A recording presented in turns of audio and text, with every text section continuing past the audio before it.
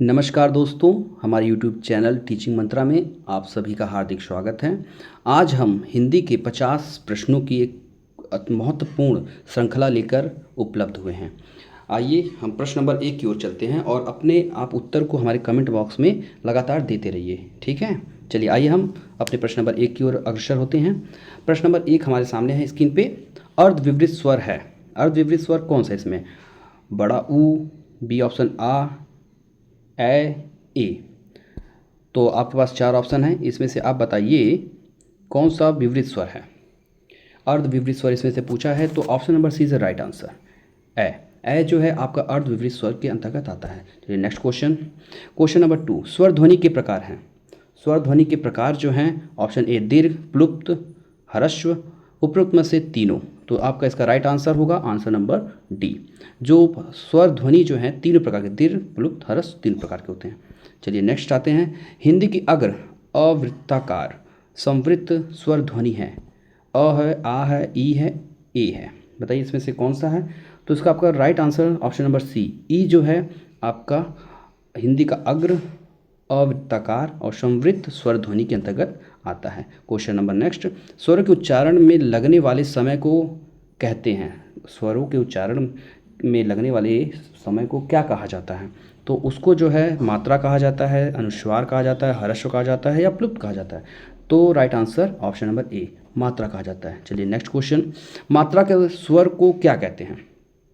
मात्रा के स्वर को क्या कहते हैं? वर्ण कहते हैं, रूप कहते हैं, शब्द कहते हैं या समरूप कहते हैं? तो इसका राइट आंसर है ऑप्शन नंबर डी, समरूप। समरूप कहा जाता है। चलिए नेक्स्ट क्वेश्चन, इसका राइट आंसर डी है। आइए नेक्स्ट क्वेश्चन। ओ औ किस प्रकार के वर्ण हैं? ओ औ किस प्रकार के वर्ण हैं? तालव्य हैं, मूर्धन्य है, दंतोष्ठ है, कंठोष्ठ है। तो ओ औ जो है ये कंठोष्ठ है। Option number D is right answer. Option number D आपका सही आंसर है। चलिए नेक्स्ट क्वेश्चन। स्वर किसका भेद है? स्वर किसका भेद है? संधि का, समास का, वर्ण का, लिंग का।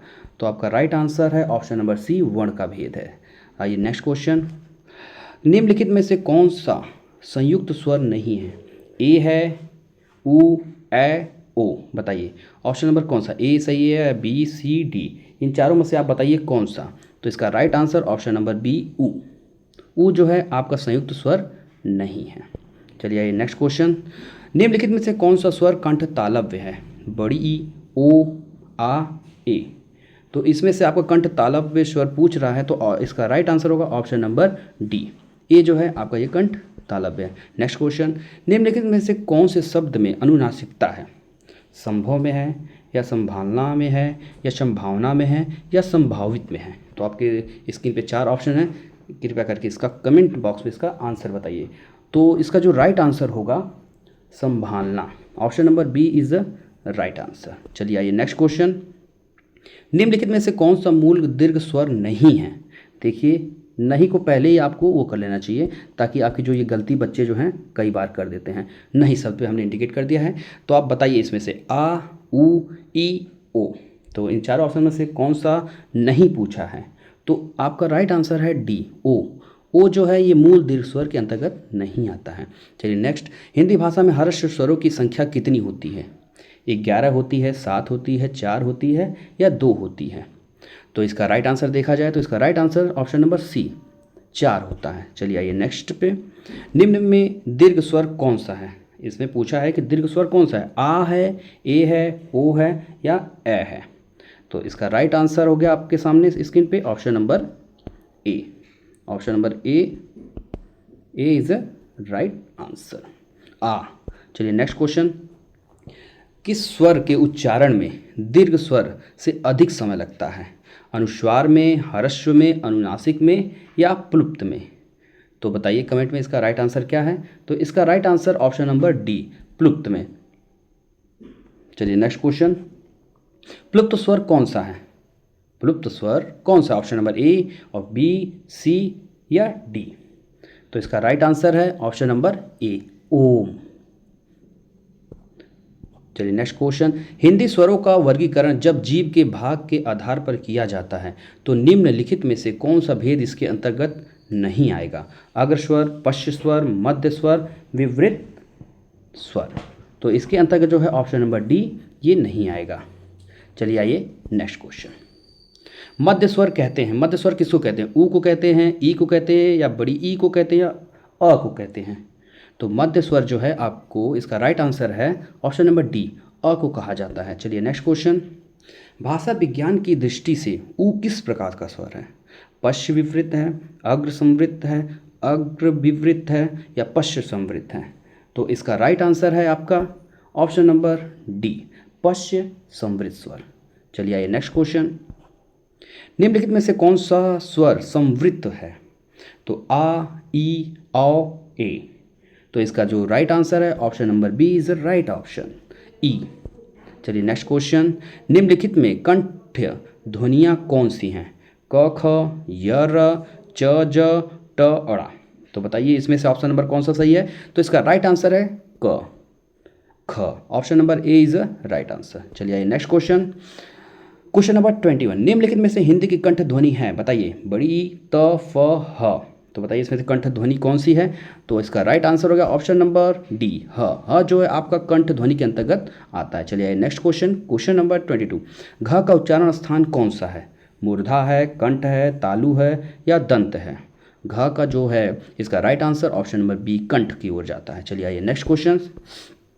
निम्न में कंठ वर्ण कौन सा है? निम्न में कंठ वर्ण कौन सा है? तो ऊ है, ई है, अ है, या बड़ी ई है? तो इसके अंतर्गत जो आपका ऑप्शन नंबर सी आएगा, कंठ ध्वनि अ है, और बाकी सब गलत है। चलिए आइए नेक्स्ट क्वेश्चन। स ध्वनि का उच्चारण स्थान क्या है? श ध्वनि का उच्चारण स्थान क्या है? दंत है, मूर्धा है, या तालु है, या दंत तालु है? तो इसका राइट आंसर क्या होगा? तो इसका right answer option number C, तालु, और ये बाकी सब जो हैं ये गलत हैं। Option number C is a right answer. चलिए आइए नेक्स्ट क्वेश्चन। हिंदी की श ध्वनि है, फिर से वही रिपीटेड क्वेश्चन आ गया हमारा एक। मूर्धन्य, तालव्य, दंत्य, ओष्ठ्य। तो आपने इसका पिछले क्वेश्चन इसका आंसर देखा ही है, तो option number B is the right answer. चलिए इसमें समय ना गंवाएं, चलिए नेक्स्ट क्वेश्चन पे चलते हैं। च, छ, ज, झ, इयां का उच्चारण होता है, ओष्ठ से होता है, दंत से होता है, तालु से होता है, या मूर्धा से होता है? तो इसका राइट आंसर है ऑप्शन नंबर सी, तालु से जो है च, छ, ज, झ, इयां का उच्चारण स्थान होता है। तो चलिए नेक्स्ट क्वेश्चन। कौन से शब्द में अनुनासिकता है? कौन से शब्द में अनुनासिकता है? कदम्ब, कटीला, कंगन, कंठाग्र। तो इसमें जो है आपका राइट ऑप्शन है कटीला। Option number B is right option, इसमें अनुनासिकता का प्रयोग हुआ है। चलिए नेक्स्ट क्वेश्चन। किस वर्ण का उच्चारण स्थान कंठ तालु है? ह, ओ, छ, ए। तो इसका जो राइट ऑप्शन है option number D, D is a right option. चलिए नेक्स्ट क्वेश्चन की ओर चलते हैं हम लोग। ए के उच्चारण स्थान का नाम है, ए के उच्चारण स्थान का नाम बताइए। तालव्य, कंठोष्ठ्य, दंत, और कंठ तालव्य। तो इसका राइट ऑप्शन होगा ऑप्शन नंबर डी, कंठ तालव्य, और बाकी सब ऑप्शन जो हैं इसके अंतर्गत गलत हैं। तो ए का जो उच्चारण स्थान है कंठ तालव्य है। चलिए आइए नेक्स्ट क्वेश्चन। स्वर ए का उच्चारण स्थान कौन सा है? कंठोष्ठ है, कंठ तालव्य है, दंतोष्ठ है, या ओष्ठ है? तो इसका राइट ऑप्शन है option number B is a right option, कंठ तालव्य है। चलिए आइए नेक्स्ट क्वेश्चन।